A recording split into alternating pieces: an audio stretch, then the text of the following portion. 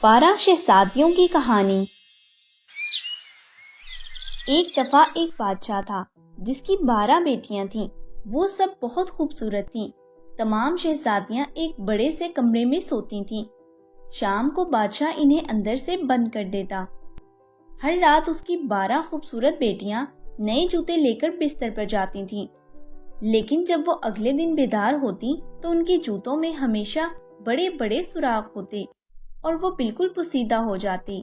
बादशाह ने शिद्दत से जानना चाहा कि ऐसा क्यों हो रहा है, लेकिन उसे कुछ समझ नहीं आया।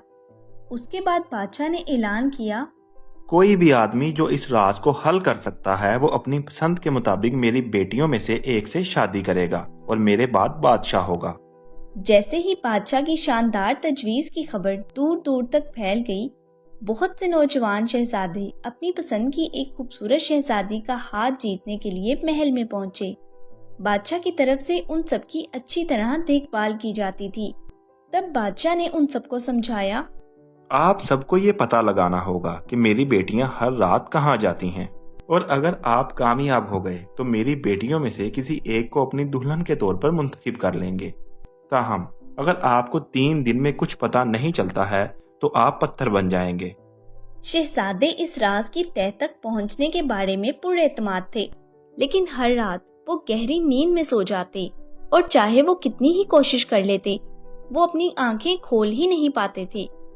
जैसे ही 3 दिन गुजरे, बादशाह के हुक्म के मुताबिक तमाम शहजादे पत्थर बन गए।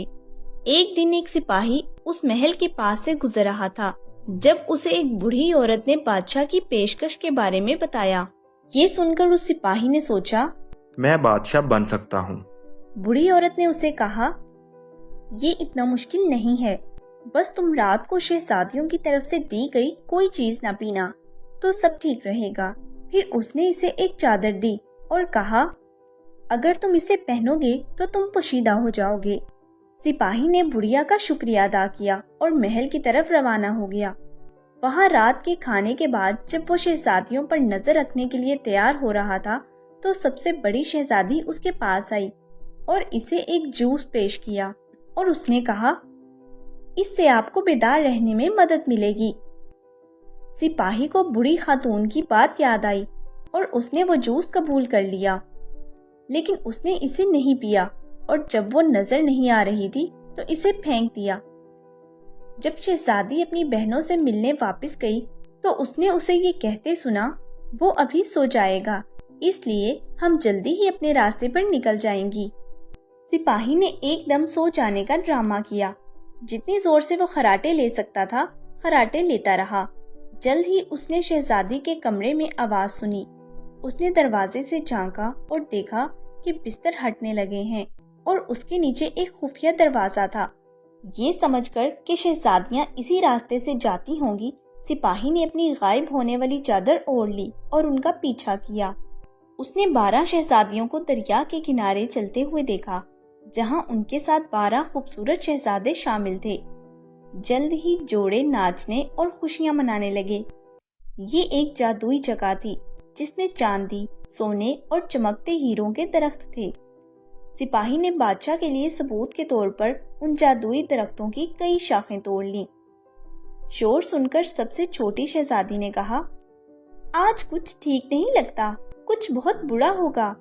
लेकिन सबसे बड़ी शहजादी ने कहा, ओहो, तुम क्यों परेशान हो रही हो? क्या हमने इन पहले शहजादों को पत्थर नहीं कर दिया? परेशान न हो, हम इस सिपाही का भी ख्याल रखेंगे। ताहम अगली सुबह सिपाही ने बादशाह को पिछली रात के वाकयात के बारे में बताया। उसने सबूत के तौर पर सोने, चांदी और हीरे की शाखें भी बादशाह के सामने पेश की। बादशाह ने सिपाही की बात मान ली और उससे कहा कि वो अपनी दुल्हन का इंतखाब करे। सिपाही ने ऐलान किया, क्योंकि मेरी भी अब काफी उम्र हो गई है, मैं आपकी सबसे बड़ी बेटी को अपनी दुल्हन के लिए चुनूंगा। चंद दिनों के अंदर बादशाह ने अपनी बड़ी बेटी का हाथ सिपाही को दे दिया।